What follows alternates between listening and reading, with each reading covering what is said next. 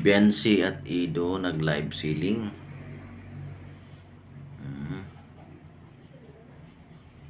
Harutan ng dalawa dahil tingnan yung sweetness niya mga kaibayan, no? Mga kalingap.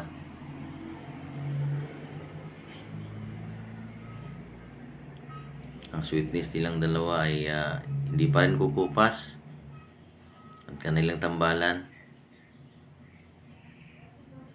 May issue pa na nga sila nito na mag-aaral itong si Biancy at saka si Ido ang patuloy na magpaaral sa kanya kung sila'y mag-asawa na. At itong si Biancy naghihintay lang kay Ido.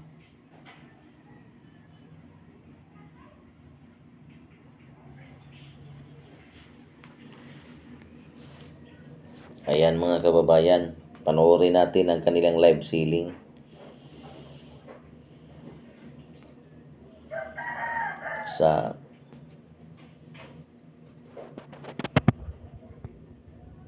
Ayan. Itong dalawa, pagpanoorin natin sa kanilang episode, live selling, parang naka-inspire sa ating puso. Sila ay masaya, sila ay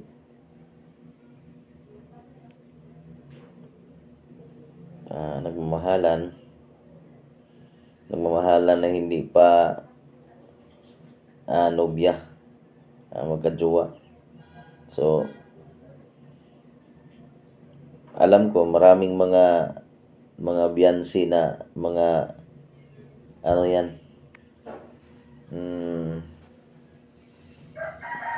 mga kalingap na ang tawag yan,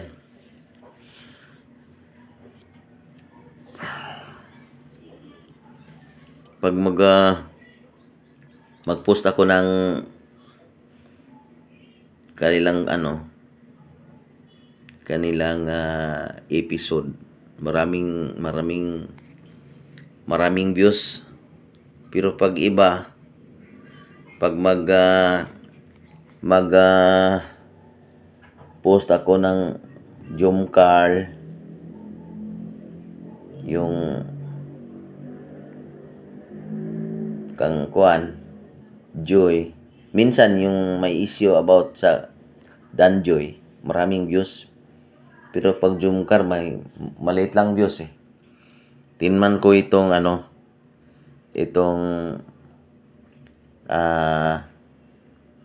Biancy at saka Ido. Tingnan ko kung may manonood.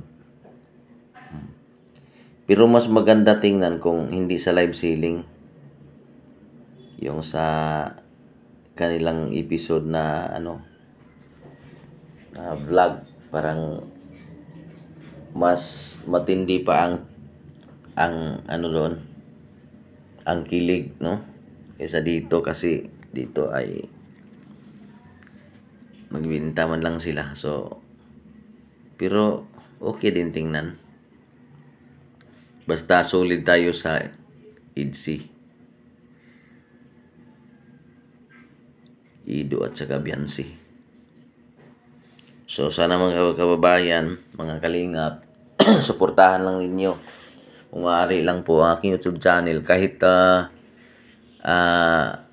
Jumcar, kahit Danjoy, kahit anong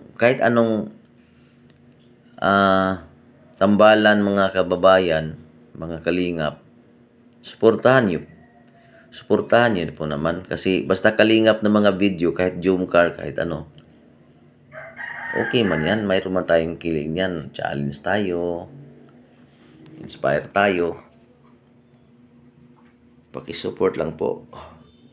Sa hindi pa nakasubscribe dyan, pakisubscribe po sa aking YouTube channel. Pakihit lang po sa notification bell para update kayo sa sunod kong mga uploads. Itong si Ido, nung nakalipas na kalipas na si Kuya Bal, nga siguro 3 araw, si Kuya Bal Santos, di ba pumunta siya sa magulang nila Biancy at tinanong din niya tungkol sa kung sila ay handa nang magpakasal kahit hindi pa nakatapos ng pag-aaral. Hindi tumutol yung kanyang ama. Ang mga magulang ni Biancy naghihintay lang kung si Ido ay porsigido na talaga na mag-asawa. Itong si Ido rin, kinausap ni Kuya Bal yung kanyang ina. Hindi naman siya tumutol. Hindi siya tumutol talaga kay Biancy. At ito si Biancy kasi mabait siya. Ang bait na bata itong si Biancy. At kahit sa kahirapan, si Biancy tumutulong sa magulang. Kung tingnan natin mula sa simula, talagang nababaitan ako itong si Biancy. Yan ang dahilan ng maraming supporters na viewers sa kanya eh. Sana po hindi magtagal, magkatuluyan na sila ni Ido. Kung maaari, magpakasal na lang sila ni Ido ngayong 18. Malapit ng September, July, August, September. Malapit na September man yung birthday niya para mag-18. Totally 18. 17 pa yan ngayon. So, pero ang sabi ni Kuya Bal, after 18, maghintay pa ng 1 taon. So, 19.